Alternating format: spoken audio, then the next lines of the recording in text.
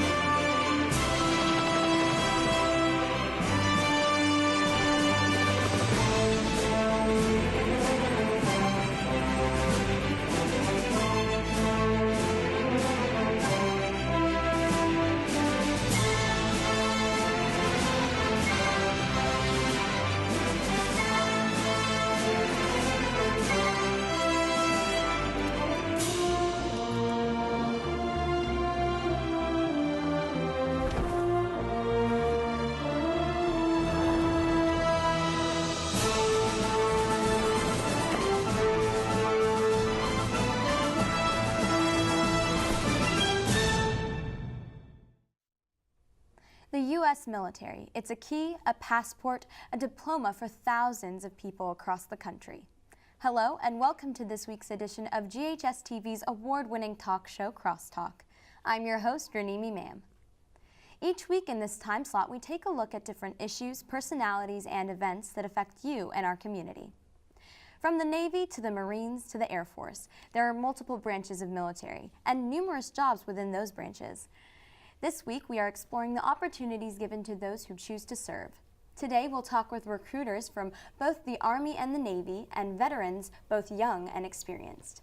Then, for our final segment, we'll discuss Homeland Security with a representative from the Shelby County Office of Preparedness.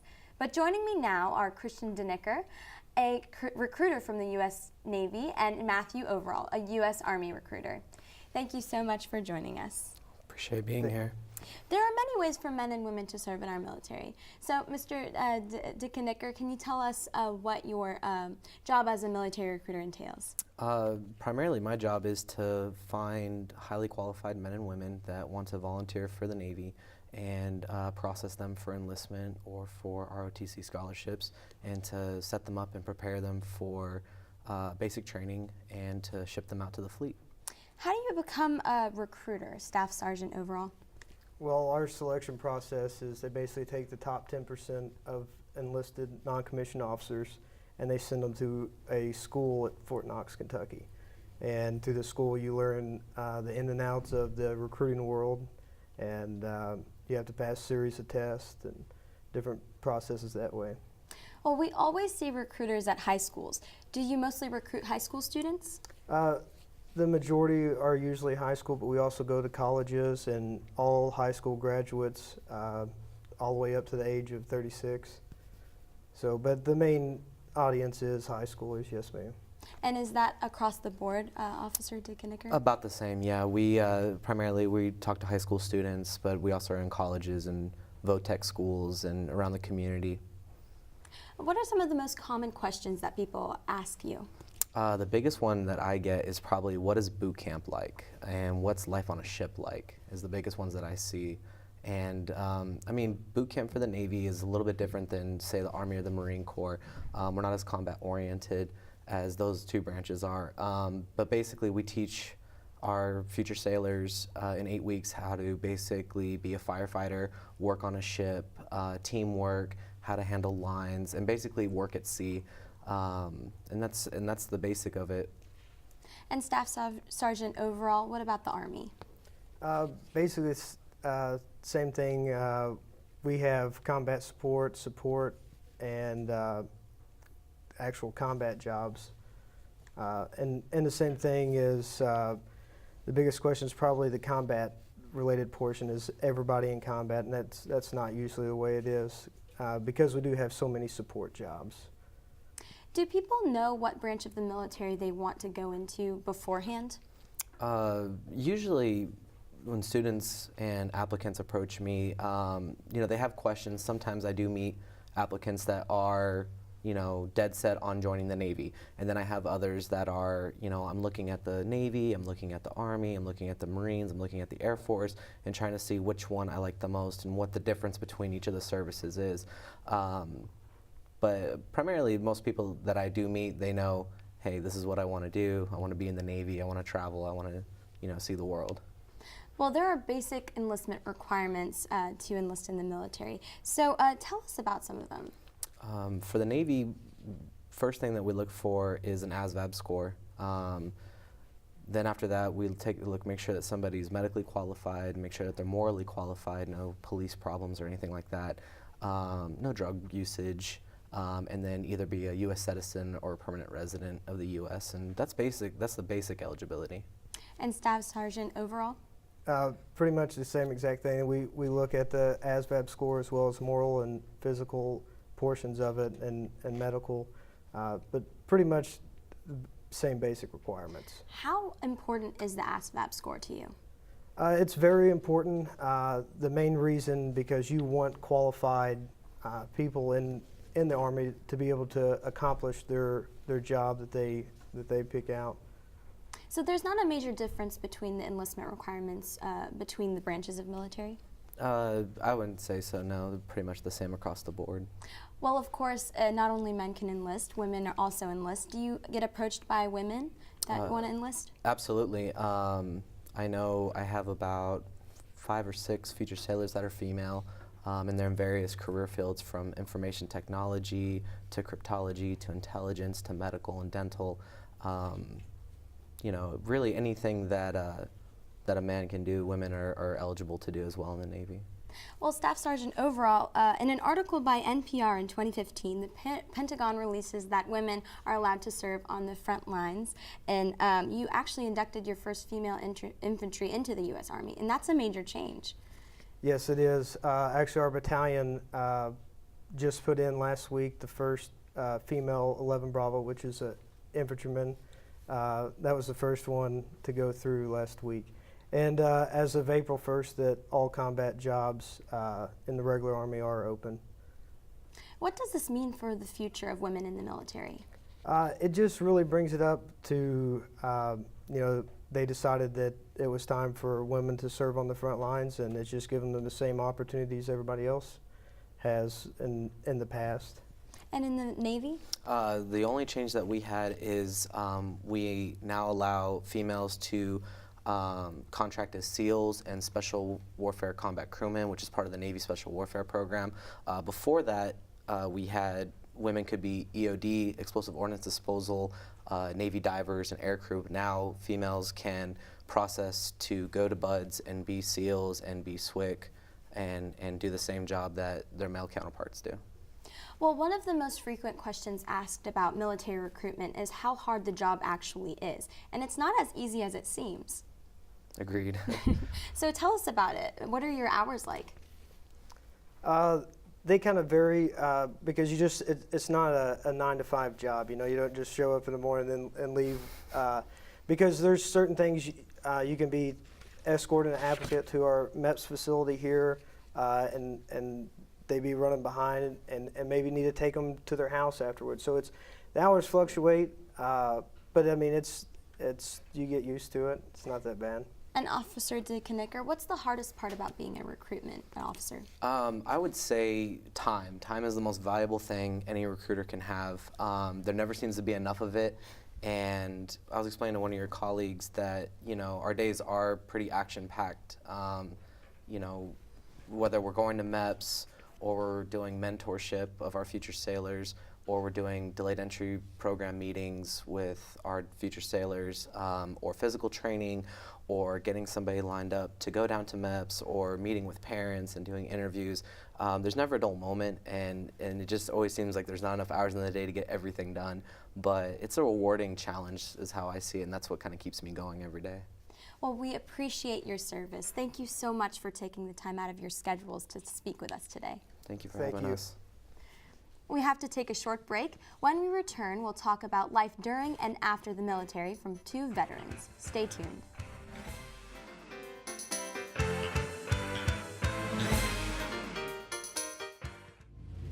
They didn't join this team to win championships or become famous. They joined because there is important work to be done, and only some able to do it. They are brighter, better educated, led, and equipped than any team in history. They are doctors, lawyers, engineers, technologists, and combat troops, all prepared for whatever comes their way.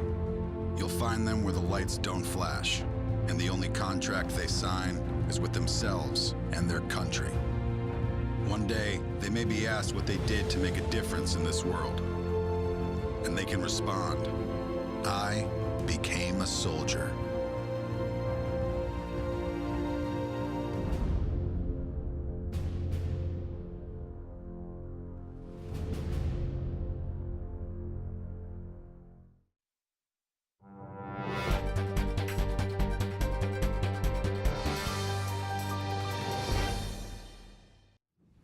Welcome back to Crosstalk. I'm your host, Ranimi Mam. Today we're discussing the numerous branches of the military and the jobs within them. Joining me now are veterans Joshua Pollock and Austin Sherman. Thank you so much for coming on our show today. It's a pleasure having you. Thanks for having me. Pleasure to be here. Mr. Austin, what influenced your decision to join the military? It was a sporadic decision. I had some fellow classmates who said, "Hey, let's go in the Marine Corps." And spur of a moment, you're young and you just want to see the world. And so all of a sudden, I decided to go in the Marine Corps. How do people know when they're ready to enlist? It's a hard decision to make sometimes. Well, I think sometimes you don't really know, but with the help of the recruiter, they can show you advantages and benefits for going in. So a lot of times the recruiter is really the one that seals the deal. And Mr. Pollock, what influenced your decision to join the military?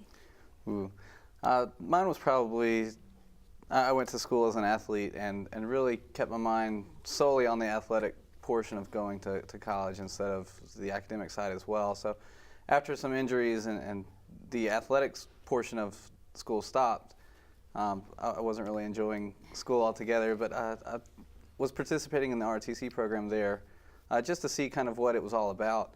And really that was the one thing that I enjoyed in life, because I really thrived on that structure.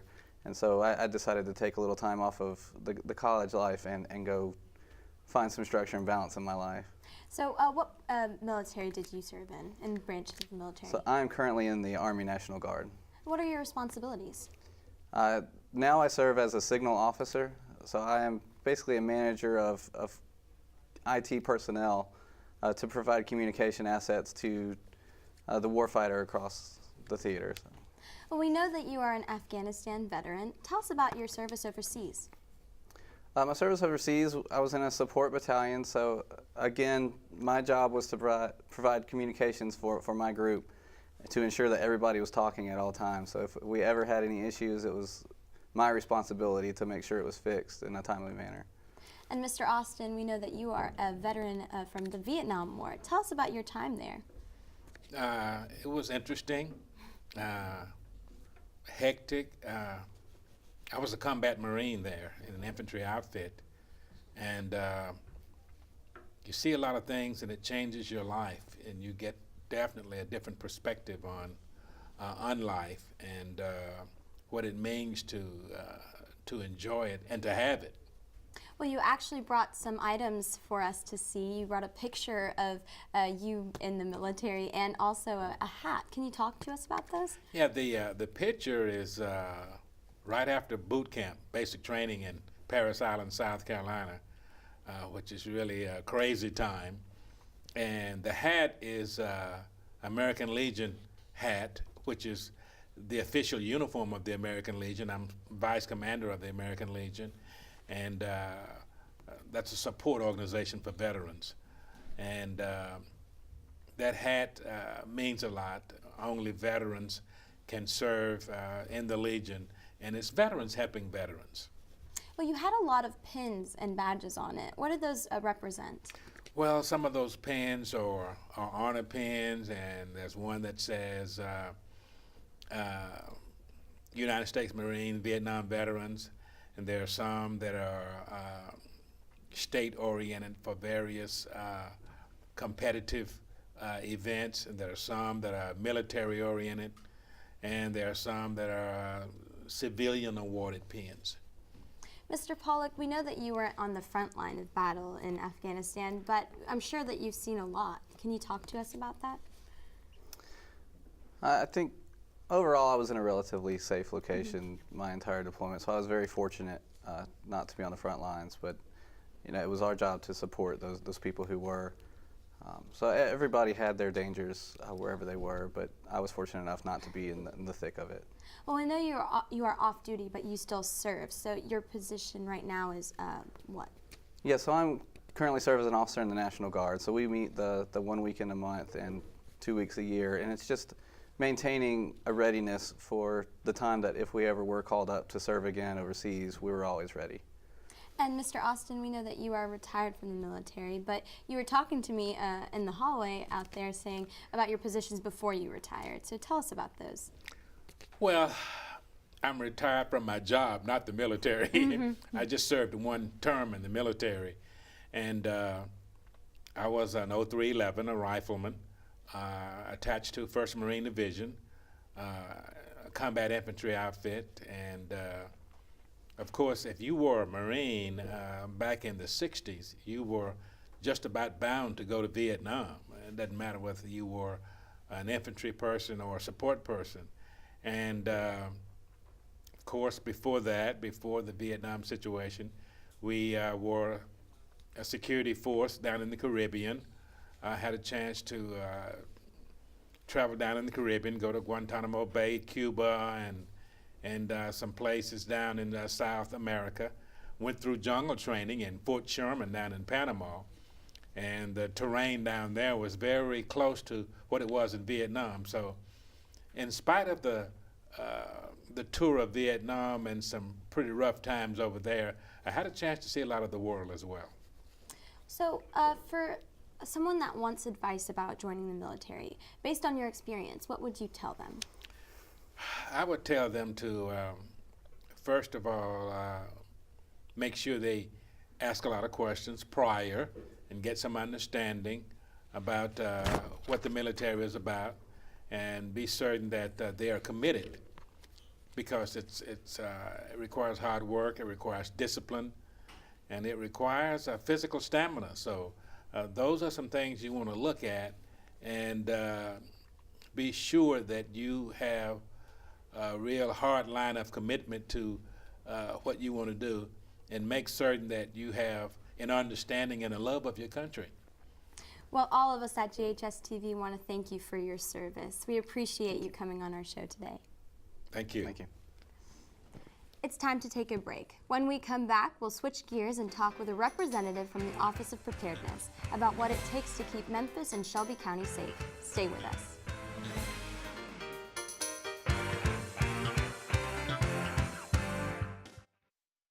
The challenges facing the country never stop. So neither does the U.S. Army. We train, adapt, and get smarter. Every soldier, every unit, every day. Not to keep up with change, but to drive it. Nobody knows what problems tomorrow will bring, but we do know who will solve them.